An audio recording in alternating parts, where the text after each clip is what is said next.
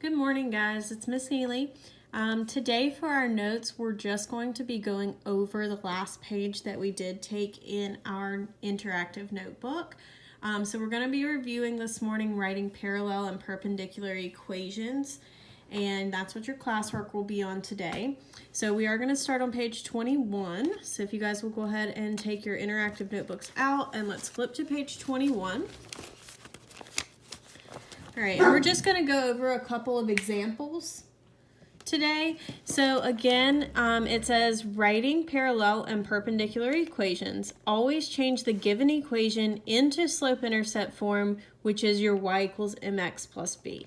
Once you're there, you can go ahead and start to write these parallel or perpendicular equations when you're given the original line and a new point.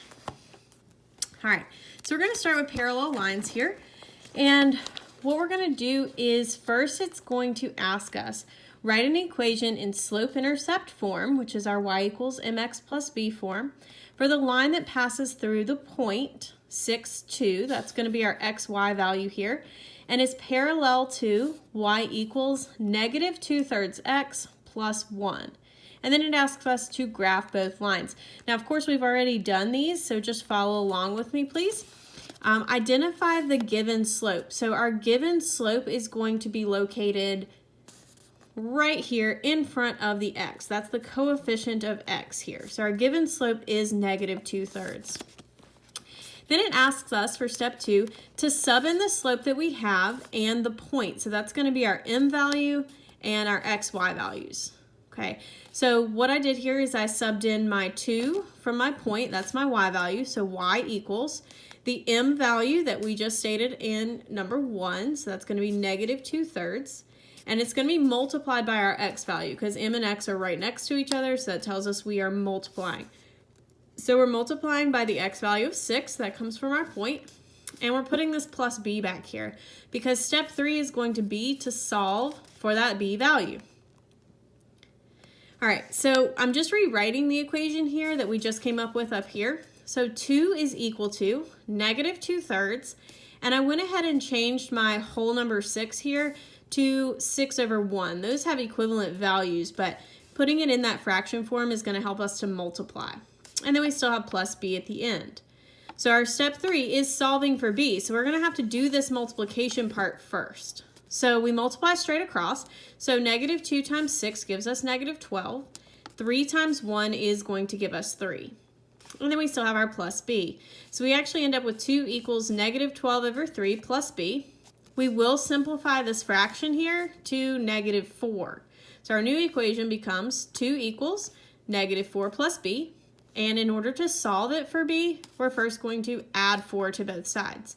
That's going to give us our final answer of b equals 6. So now we have a slope, negative 2/3, and a b, which is our y-intercept, of 6. Last step, write the equation using just the m and the b value being subbed in. So we're going to actually keep our letter y equals, sub in your m value here, negative 2/3, keep your x value, and then plus your y-intercept, which is plus 6. All right, so it does ask us then to graph both lines. And what that's going to do is just prove to us that these two lines are parallel. All right, so we have, we're going to graph line A first. And when you guys do this on your classwork, I really want you to do this on Desmos. It'll be a lot easier for you than trying to draw out your graphs. So what we're going to do is we're going to graph line A first. And I designated line A to be the original line that they gave us. So we're going to start at positive 1. Right? And then we're going to use our slope to graph the rest of our points. So down 2/3. So we're going to go down 2/3 and put a point. Down 2/3 and put a point. And we're going to continue to do this, and then we're going to draw the line through those points. All right? Now for line B, that's going to be the one that we just created. And we are going to start at positive 6. So I'll put my first point at positive 6. And again, we're going to use our slope down 2/3. So down 2/3, down 2/3, down 2/3, and then we're going to connect these points. Now we always want to go back and check, is our point that they gave us going to be on that line that we figured out? So our point 6, 2, we're going to come over to 6, and go up to 2, and we're going to see if that point is on there. Now on Desmos, what you're going to do is you're going to put in this equation, and then you're going to hit enter and go to a new line. Then you'll put in your second equation, hit enter and go to a new line, and then you're going to type in your point. And your point should lay on the line that you found right here. So it should lay on line B. All right. So that is parallel lines, writing parallel lines given the equation of the first line and a point that the second line must go through. All right. We're going to skip example 2 and just go on down to example 3.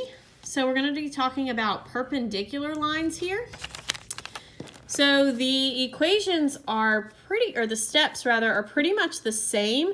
The only step that we're going to include this time is to find a perpendicular slope. Okay, so our first step, write an equation in slope-intercept form, that's our y equals mx plus b, for a line that's perpendicular to, here's our first line, and it contains this point. That's going to give us our x and our y value when we start plugging in. And then, of course, we're going to graph both lines. All right, so step 1's the same. Identify the given slope. So remember, the given slope in your line is always going to be the coefficient of x, so -3.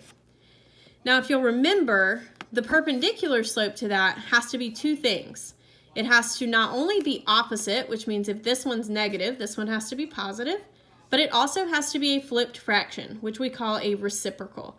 So a perpendicular slope is the opposite reciprocal of your original slope here.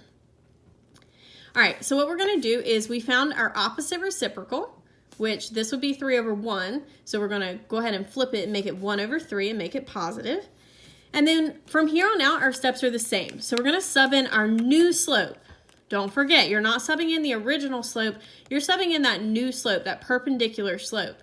And you're going to also sub in your point for y and x here. Okay, so that's why I labeled x and y up here. We want to make sure that we sub them in the right place. So our y value is 0. So y equals our m value, remember we're using the new slope, 1/3, times our x value, 6, and then plus b, because remember that's what we're going to solve for. So I'm going to go ahead and change my 6 to become 6/1. That has the same value. We're just going to put it in fraction form to help us with the multiplication. So we end up with 1/3 times 6/1, which is actually going to give us 1 times 6 is 6, and 3 times 1 is 3, so 6/3. So our equation 0 equals 6/3 plus b. We're going to, of course, simplify our fraction if we can. It does simplify to a +2. So we have 0 equals 2 plus b. We're going to subtract 2 on both sides to help us solve for b. And 0 minus 2 is going to give us this value of -2. So we now have our y-intercept. We have our slope, our new slope, that perpendicular slope. And we're now going to write the equation, but only subbing in our m and our b value.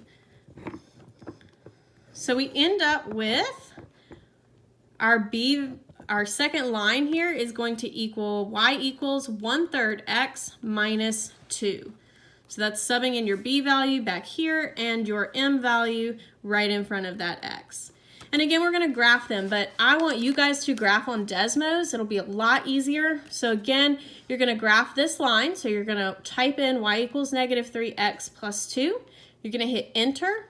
And then you're going to type in y equals 1/3 x minus 2 for your second line. And then you're going to hit enter again, and you're going to type in your point. And you want to make sure your point, 6, 0, does go on this second line that you graphed. Not only that, but you want to make sure that your graph looks like when it intersects, it creates those right angles all the way around. All right, guys, if you have any questions, please let me know. You can contact me on Google Chat, Remind 101, or you can comment at the bottom of this video. Good luck on your classwork. Let me know if you have any questions.